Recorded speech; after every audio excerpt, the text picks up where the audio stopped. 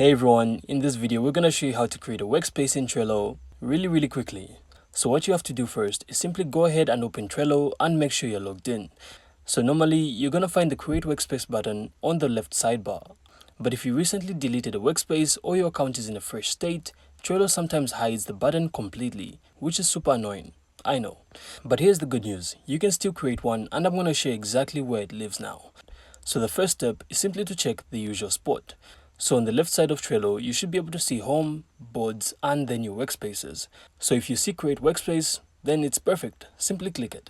But if it's not there, don't worry, keep watching and I'm going to show you where to find it. So step 2 is check the plus button. So up at the top right, simply click the create plus button. Sometimes Trello puts the create workspace option right here. So if you see it, click it, and if not, no worries, let's move on to the next fix. So step 3, Trello might have auto-created a workspace for you. This happens a lot. So after deleting your main workspace, Trello sometimes silently creates a personal workspace for you. So to check this, simply go to trello.com/workspaces. And if you see one there, that's why the button disappeared. You can rename it, add boards, or even create a new one from inside. But if nothing shows up, then you should try using the final method. So this is the one that finally made the button show up for me. So what I did is simply clicked on the profile icon in the top right and the drop down menu then appeared.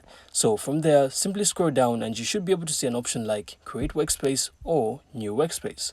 So once you see that, simply tap that and boom, the workspace creation screen will then appear instantly.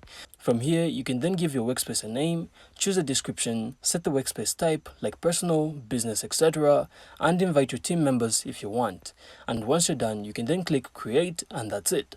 So your new workspace will then be up. So if Trello glitches and the button still doesn't show up, you can try refreshing, log out and log back in, or you can also open Trello in incognito mode.